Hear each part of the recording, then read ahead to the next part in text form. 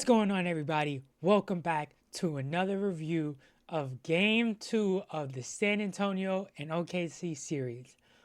Let's get straight into it. Starting off, OKC started the game off adamant. We're going to get to the basket. We're going to attack Wemby, which, for those who watched my last recap of Game 1, I said that their approach of, hey, we're going to shy away from Wemby. We're going to try and take him away from the basket instead of what some other teams have done, which is we're going to attack him head on, such as the Timberwolves.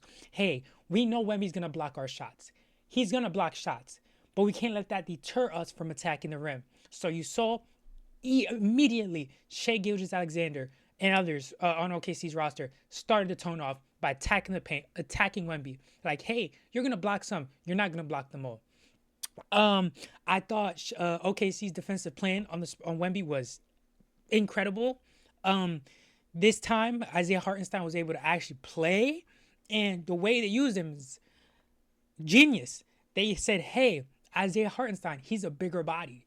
This series, we're not expecting him to score. What we want him to do is defensively move Wemby out of his spots. Don't let him even get to his spots. Even offensively, hey, don't let Wemby get these boards. Box him out. Hold him. See, though some might say Isaiah Hartenstein was fouling his ass off, and he was. He was. Um, the rest got to do a better job of, hey, a lot of these calls were fouls. They're fouls.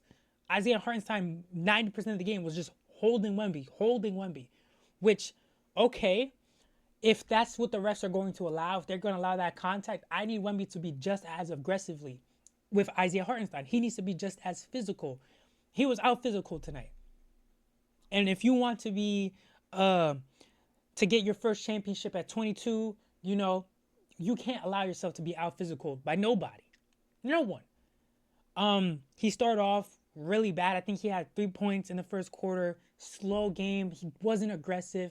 It seemed as if he got punched in the mouth and he just didn't punch back until it was too late. Jalen Harper went down in this one. Sad to see, as well as Jada for OKC. Uh, Ironically, I hope they're both okay. Jada went down and OKC was starting to be able to get a spark back, because they were able to replace him with more defensive presence. For example, Cason Wallace, magnificent. I'm seeing here, shot 4 for 6 from 3. Out of body experience for Cason Wallace. He also had 4 steals in only 25 minutes. Amazing, amazing, amazing, amazing, amazing. To be able to get your production from a role player such as Cason Wallace. You can see this from Caruso, who had that big explosive game 1. To get that from Cason Wallace, oh, you're feeling great. AJ Mitchell, same thing. He had himself 4 steals, 10 points, 28 minutes. He didn't make any three-pointers tonight, but he was 50% from the field. He had a decent game. He was also pretty good defensively. I mean, Shea Gilgeous-Alexander, I don't know how we got this deep into the video without talking about Shea. Dropping 30 points on 24 shots. He didn't hit a 3. He was 6 for 6 from the line. 4 steals, 9 assists, and only 1 turnover. For a majority of this game, he had 0 turnovers going into the fourth. And to have a lead guard who has this much offensive workload to only give you 1 turnover an entire game, chef's kiss. Chef's kiss. Chef's kiss. That is MVP status right there.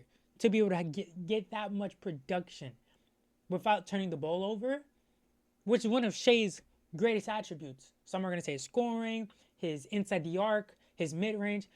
I love that he does not turn the ball over. He protects the ball. Chet, he had a better game. Still wasn't a great game by any means. Only had 4 rebounds. Only scored 13 points. 50% from the field. Didn't make any three-pointers. But he was a lot more impactful defensively, as Wemby just wasn't dunking on him every time because Isaiah Hartenstein was there to help out. Jada went out early in this one, only played 7 minutes.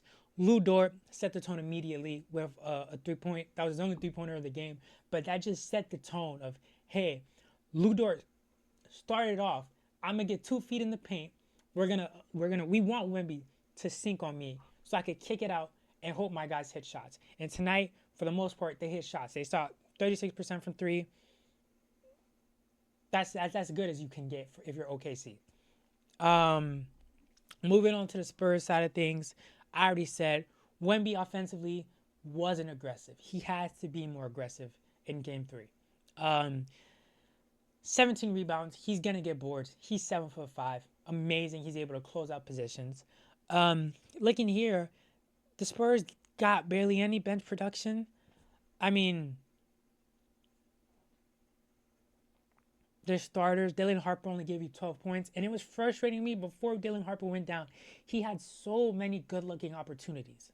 So many good-looking opportunities. There was a move that he did 3 times throughout this game. It was a tween cross into a step back midi, which was wide open every time. The move was gold. It was gold. It was wide open.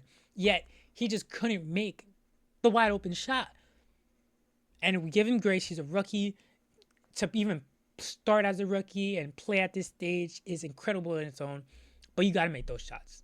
Dylan Harper knows it. He has to make those shots. And I hope him and J-Dub are healthy and are able to play for game 3. I have no idea. I saw he went down with a knee injury. J-Dub hamstring. Hammies are a lot more of a touchy injury. So I doubt J-Dub will be there for game 3. And I have no idea about Dylan Harper.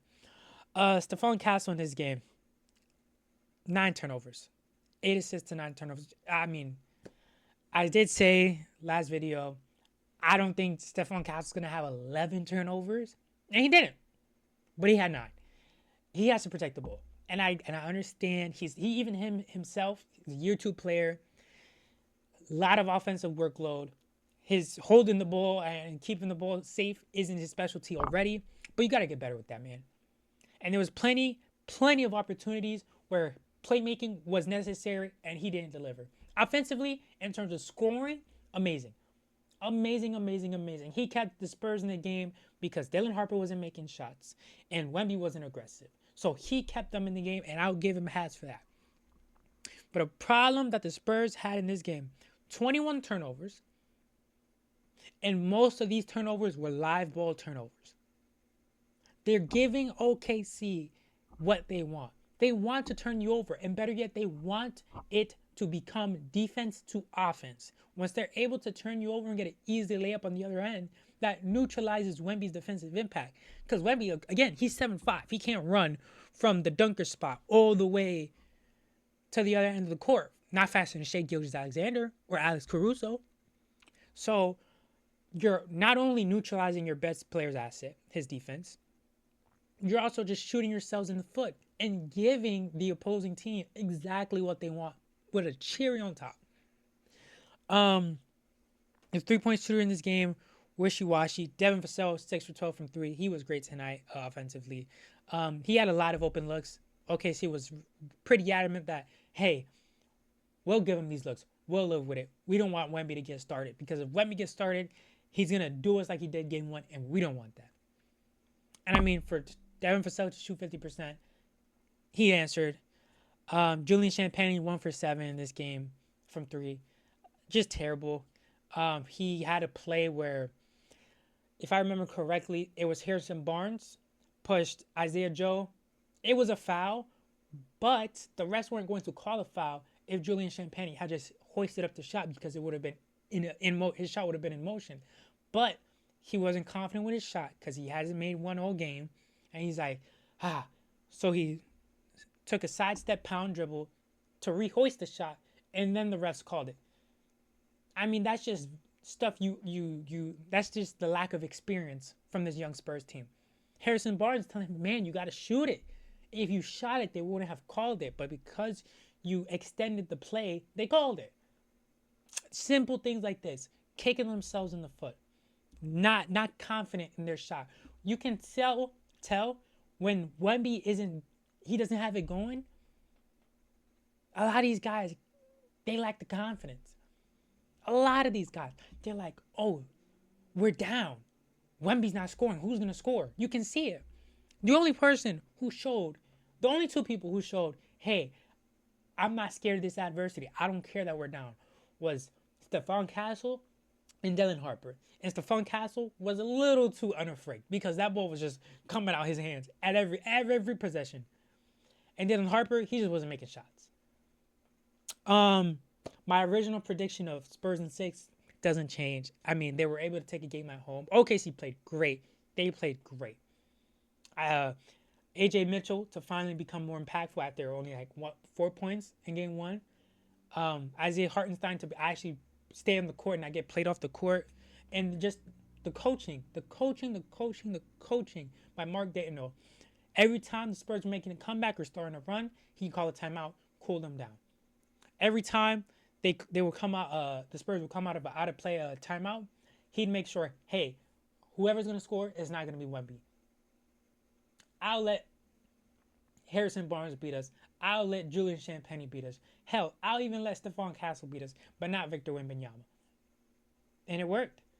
I'm really curious on what the adjustments are going to be for Game 3, going to San Antonio. Hopefully, Dylan Harper's back. Hopefully, De'Aaron Fox finally plays. He was out for this game. I wasn't expecting that. That was pretty disappointing because his team needed him. But he's injured. Give him time. Hopefully, he's healthy and ready to go for Game 3. Because his veteran presence is needed. I mean, 21 turnovers is just unacceptable. Against the OKC team, it's unacceptable. Jordan McLaughlin got some early burn. 7 minutes, 6 points. Only missed one shot, but he didn't play much because defensively, he's just too small for Shea. It is what it is. I mean, Shea's already impossible to guard for bigger players, DPOY level players. Jordan McLaughlin what do you want him to do? But he came in, gave him good minutes while he was there, especially offensively. Even his presence on the veteran side, there was multiple plays where the Spurs were just out of whack, frantic offensively, and he caught the ball and he said, "Wait, just hold on, slow down, let's get a good possession." That type of veteran presence is what the Spurs need, and I'm hoping De'Aaron Fox will supply them with that. This game was great. Last 5 minutes were a little sleepy because OKC had kind of sapped away the lead. But this game was great. Loved it. I'm excited to see what the adjustments are from the Spurs for Game 3. And I hope J-Dub, De'Aaron, Dylan Harper, all three of those guys are okay and back Game 3. That being said, like and subscribe. Love y'all. Peace.